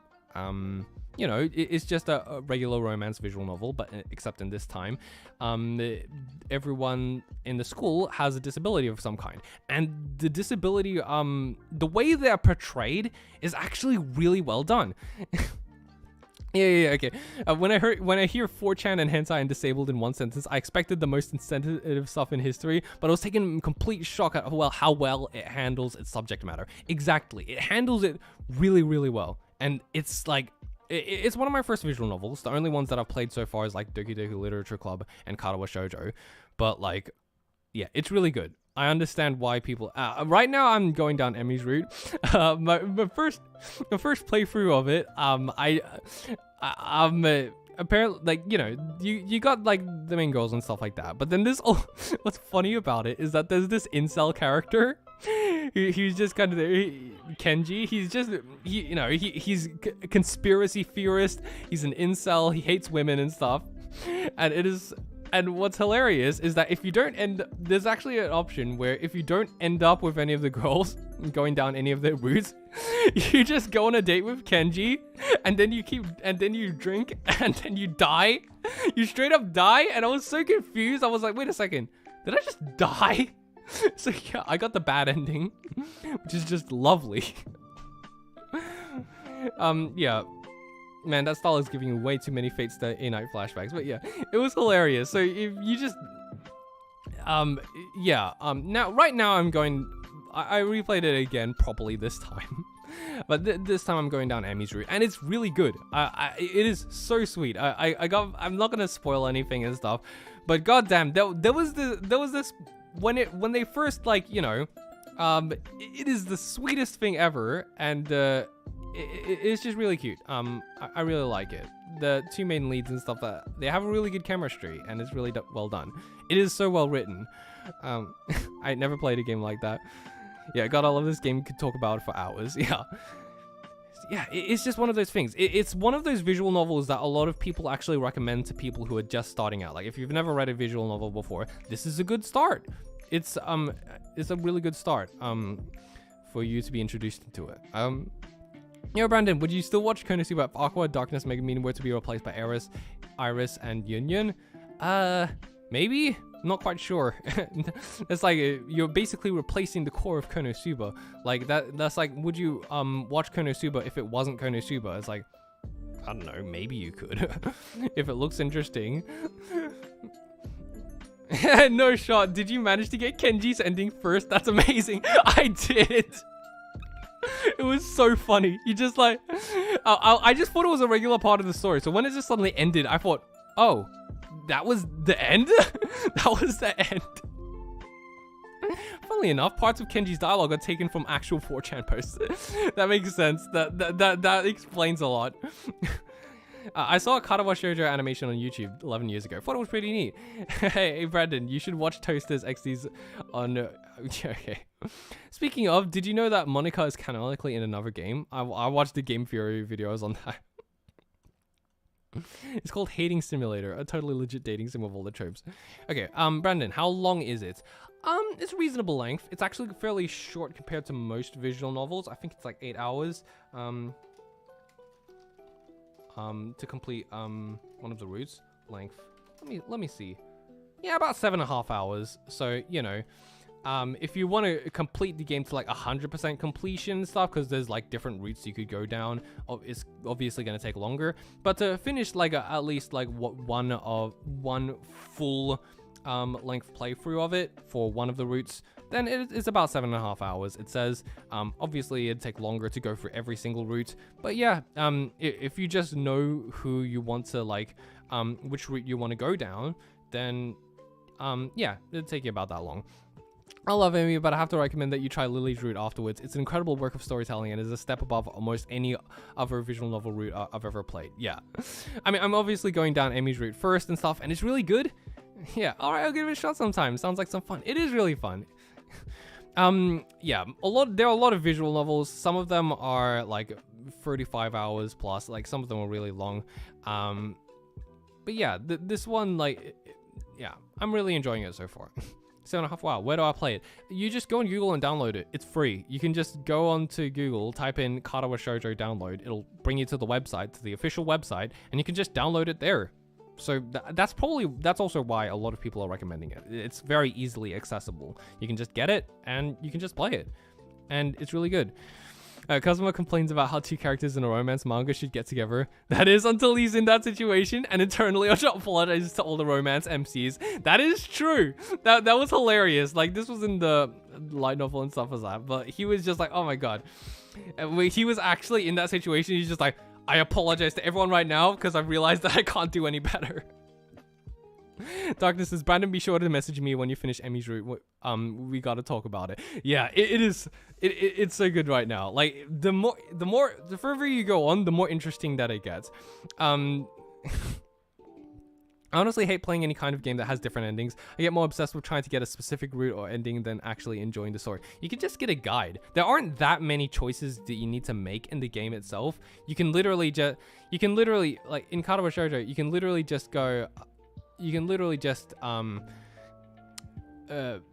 just load up a guide and you can just go down whichever route that you wanted to, and it'll still go well. If you just want to know what the story is. So yeah, finally a stream I haven't missed. How are we doing tonight, everyone? Hey Prison Black, great to see you. Okay, Laura says I gotta go run the dogs. Have a great night, all you American dorks, and have a great day, everyone else. Thank you, Laura. Thank you for dropping by the stream. I really appreciate it whenever you do. Okay, but yeah, yeah, we're just talking about Katawa Shoujo. We're in the just chatting section right now. Yeah, if you find you want more visual novels after you play Katawa Shoujo, I can't recommend You and Me and Her enough. It's a royal pain getting to its true ending, but it left more of an impact on me than even Doki Doki Literature Club or Katawa Shoujo. Okay, definitely comment that down below so I don't forget, because I am actually starting to get a little bit more into visual novels and stuff since the, and also I just want to say, like, I had so many like little gripes that I had with like the romance genre in anime and stuff, and as soon as I played this, I went, it just all those things that I had a problem with, they were solved here. Like, I had so many problems with how, they keep, you know, they either drag out the romance to be like way too long, or they just like, make it so that they're already together from the beginning. And I'm just like, I don't want either of those. I just want there to be a good amount of build up and then they get together. And another thing I also got, you know, ticked off at was how they get to the kiss and then the entire series ends. Like, there's no after any of that. Like, there's no kind of like, you know, they don't actually show what happens after the kiss. You know, there's so much more that can be happening after that. And, but like, they don't. They just kind of go, you know, they kiss once and then the entire show ends and there's nothing more to that than that. With here, it basically solves so many of these problems. It goes, yeah, there's a good amount of build up, and then when they start dating, it's actually satisfyingly done. And yeah, I just I'm trying to explain this in the most spoiler-free way possible, but yeah. I just got here as I had to watch my sister's school choir concert. That's great. We already finished going through the presentation, but now we're just in the just chatting section. Yeah. I've never played a visual novel before, but I do like watching other people play it. Okay. If you listen, if you want a real visual novel with great romance, try Saya no Uta. Actually, don't. I kind of hate that I know what Saya no Uta actually is. Thanks, Jameson, on the Discord server for actually posting about it. But no, I'd rather not. It seems very disturbing to me. But yeah, it seems pretty cool. I always considered visual novels to be like this, you know, super degenerate thing that only people like who like, you know, are lonely and want on a dating sim would play and stuff. But I'm just surprised because there's legitimate storytelling here, and I'm like, wow, that's really cool. That's actually really cool. I like that. It's like an actual. And that's actually really well written. I don't know if Karawa Shoujo, like, you know, is just like an exception or anything, but I'm interested to like try out some others, like Clannad and stuff like that, and Little Busters, which Baron keeps insisting that I play through and stuff. Like, so yeah. I was utterly surprised that I managed to catch the stream. That is great. Oh, Brandon, in your opinion, what are some games that are for watching but not playing? I can't say anything on that because I'm not a gamer. I'm sorry. I'm just not a gamer. I'm very inexperienced when it comes to gaming, and I'm sure there are a lot of people, even who are watching this, who know way more about gaming than I do. But yeah, yeah, it's the progression of anime fans. Started with isekais and shonen. Now I'm playing visual novels and hunting for slice of life and romances. Yep, it's just the natural progression of things. You start off with shonen and isekai, and then you start watching seinen, and then you start watching shoujo, and then you start playing visual novels and watching slice of life and romance stuff. It's just the natural progression of things. At some point, there's like everyone starts off here, and everyone just slowly starts moving towards here. And so it kind of annoys me when people at the beginning look at stuff at the end and go, oh, that's bad. And when it's like, but like, that's kind of what I did at first. I was judgmental of it at the beginning, but then the more I actually got into it, I was like, oh, this actually kind of makes sense, you know? Brendan Hughes says, on the topic of visual novels, Angel Beats has a visual novel, but it was never completed and also never officially translated to English, and I will die mad about it. Yeah, that is so, I finished Angel Beats, by the way, for anyone who doesn't know. I finished Angel Beats.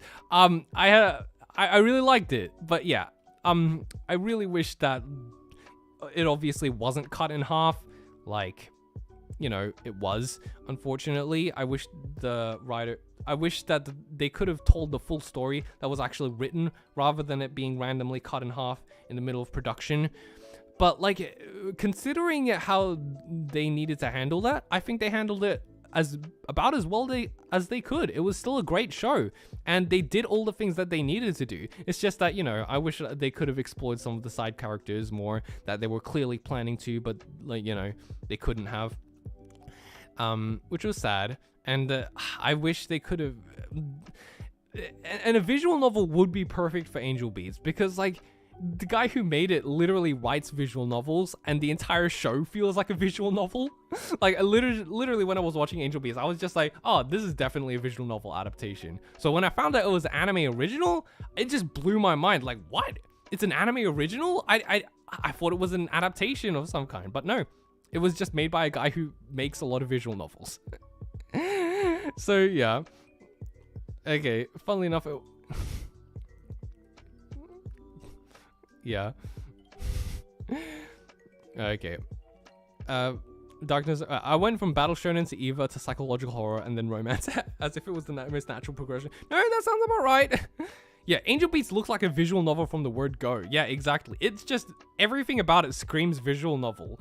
So, like, even the animation and stuff seems to take into consideration the restrictions that visual novels will have, even though it doesn't need to, because it's an anime original. You don't need to take those constrictions into consideration in regards to the visuals, but they still do, because it seems like it was written for a visual novel and directed for a visual novel. Katawa Shoujo download isn't working? I'm not sure why. I can't do much with that kind of information though. You need, just try again. Angel Beats was arguably pretty flawed, but it's still a 10 out of 10 in my heart. Yeah. Fun fact, Angel Beats was the first anime Lisa sang in. That was a major debut. Wow, that's really cool. Okay, Darkness is still mad that Brandon did not cry. I didn't cry during the show, and that's purely because it was paced very fast. Like, it showed the thing and it got it over with, like, very quickly. But I feel like if it just, you know, lingered on it a little bit more and really pushed the emotions a little bit more, I definitely would have. But while I didn't cry watching the show, I did actually, while listening to the soundtrack afterwards, especially that one song, the insert song. It's Yui's song. Anyone who's seen episode 10 would know it's Yui's insert song. And like, man, if you actually listen to the full song and actually read the lyrics, it is just, you're just bawling. Like, you can't, it is just really, really, listening to the song and reading the lyrics from that, it just makes it even sadder, and it is just so good. Angel Beats wasn't worth crying over, in my opinion, but I can see why other people did. Little Busters, on the other hand. As much as I love Angel Beats, it could really have benefited from at least 1 or 2 more episodes. The proposal scene was so heart-wrenching, and I just wish everyone got a send-off that amazing. Yeah, exactly. They did it for one character, which was Yui, which was great, but then they didn't get to do it with anyone else, really, and I was so sad because they could have done it, and but they didn't have the time, obviously, because it got cut. So, yeah. If you could, what anime would you change to only be a visual novel? Probably Angel Beats, because it's not like gonna make that much of a difference anyways. The OP in Angel Beats holds up. Yeah, it's one of those few animes I can never watch again. I'll still say that the show was way too predictable, even though a ton of people would be mad at me for saying that. Really? I wouldn't say it's predictable. If anything, I went in and I was fairly confused by it. Like, why is everyone doing this exactly? There were a lot of twists and turns, especially at the end, where it's just like it's revealing one thing and the next thing. I was like, that's actually really cool. I actually had no idea where it was heading, and obviously in retrospect it all makes sense, and you could say it's predictable, but not while watching it. Like, the way it introduces everything and reveals all the information, I didn't consider that predictable at all. But yeah, Yui and Hinata just being a pair of idiots Cinderella's who can't admit their love for each other was so fun, and the way that storyline ended just hurt me. God damn it, you're right. Like, that was just, their entire thing was just one of the greatest things ever, and I want more of that. It was so sweet, it was so good, and yeah, the way it was all concluded in the end was just so fantastic. And like, the way to top it all off is to just listen to the insert song and just see that one image of them being happy together in that. It's just so good. Real talk, Angel Beats sucked because I'm just an envious prick. Well, at least you admit it. But yeah, I love that, man. I definitely have those songs saved to my playlist. Oh, and another thing, because like in the anime, they have this song playing, but it's just the guitar by itself, which worked for it. But like the full song, it has the entire thing going on. It starts off with just the guitar, and then it introduces the piano, and then it introduces the violins, and it introduces the rest of the orchestra. And by the end, it is the most powerful thing ever, and it just crescendos at the end, and it's just like, oh my god, this is the greatest thing ever. And you just remember everything that happens, and it just makes you cry even more. Yeah, I think that Angel Beats had the potential to be even greater if we were able to explore a little bit more of some of the side character stories and stuff. But yeah, I can't think of any other nitpicks. I did have one, but I'm not going to mention that here for anyone who hasn't seen it. But yeah, I kind of wish that it did explore the side character stories more too, since the author did a great job of that. Whenever he introduced the backstory, he did an amazing job of revealing their backstory. They're really well written. It's a great example of how to do backstories right.